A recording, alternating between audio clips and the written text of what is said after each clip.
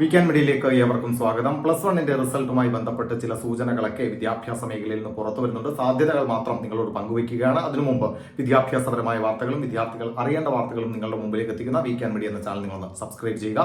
അതോടൊപ്പം തന്നെ നിങ്ങളുടെ കൂട്ടുകാർക്ക് ഈ വിവരങ്ങൾ പരമാവധി ഷെയർ ചെയ്ത് കൊടുക്കാൻ ശ്രമിക്കുക.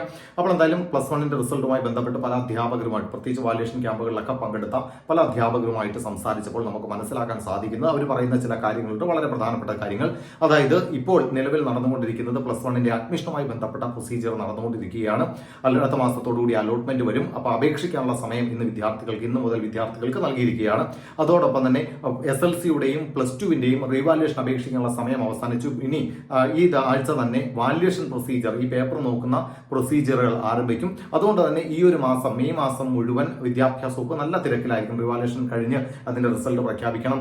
അതോടൊപ്പം തന്നെ റീവാല്യുവേഷൻ പ്ലസ് ടുവിന്റെ റിസൾട്ട് പ്രഖ്യാപിക്കണം.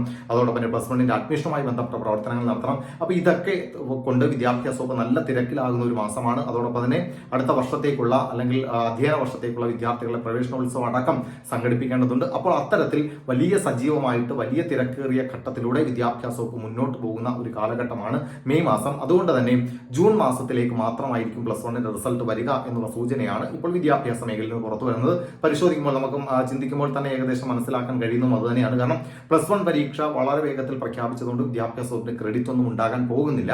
കാരണം SSLC പ്ലസ് ടു പരീക്ഷയിൽ ഉണ്ടാകുന്ന ആ ഒരു റെക്കോർഡ് നേട്ടം, അല്ലെങ്കിൽ വളരെ വേഗത്തിൽ റിസൾട്ട് പ്രഖ്യാപിച്ചുകൊണ്ട് വലിയൊരു അഭിമാനത്തോടുകൂടി വിദ്യാഭ്യാസ വകുപ്പ് റിസൾട്ട് പ്രഖ്യാപിക്കാറാണ് SLC പ്ലസ് ടു. കാരണം ഇത്തവണ വിദ്യാഭ്യാസ വകുപ്പ് റിസൾട്ട് പ്രഖ്യാപിച്ചപ്പോൾ എപ്പോഴും എടുത്തു പറയുന്ന കാര്യം 15 ദിവസം മുമ്പേ ഞങ്ങൾ ഇതാ റിസൾട്ട് പ്രഖ്യാപിച്ചിരിക്കുന്നു എന്നുള്ളതാണ്. പക്ഷെ അങ്ങനെ ഒരു ക്രെഡിറ്റ് പ്ലസ് വണ്ണിന്റെ റിസൾട്ടുമായി ബന്ധപ്പെട്ട് ഉണ്ടാകാറില്ല. അതിന്റെ ഏറ്റവും പ്രധാനപ്പെട്ട കാരണം ആരും ഈ റിസൾട്ട് അന്വേഷിക്കാറില്ല.